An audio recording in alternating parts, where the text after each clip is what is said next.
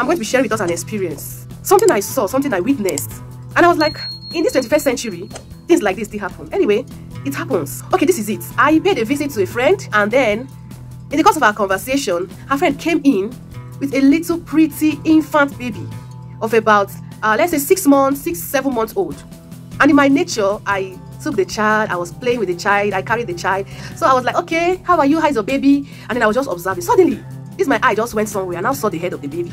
I was like, madam, what is this? And she's like, my sister, the baby is breathing from the skull. And some people advised her that if she doesn't seal it up, that the child will not be getting enough oxygen and the baby will be malnourished and will not grow. And at some point will even die out of oxygen insufficiency. I was like, in this time and age? I said, okay, madam. I sat her down, I took my time to explain certain things. In fact, right there in that house, thank God, we succeeded in removing it.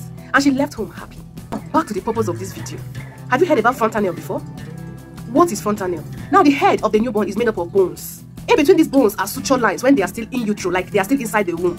And God, in his divine wisdom, made it so that when you are in labor, those spaces between the bone will come together to reduce the size of the baby's head, so that your baby's head will come out smoothly out of your birth canal without causing any injury to the brain of your baby. Is God not great?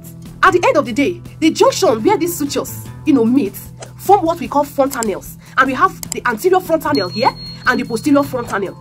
Now, the anterior fontanelle closes at 18 months, while the posterior fontanelle closes up at 6 weeks. Most times, we don't even pay attention to that of the posterior fontanelle. All our attention is on the anterior fontanelle, because that is where it's visible. Most times you see it, pulsating, but because of the blood vessels and everything that runs around the surface of that area. And that is what that woman saw.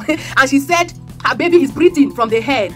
I've been saying fontanelle, fontanelle, fontanelle. Now, let's come back home. In Igbo language, they call it mbawishi, mbawishi. Hausa people call it pasankai.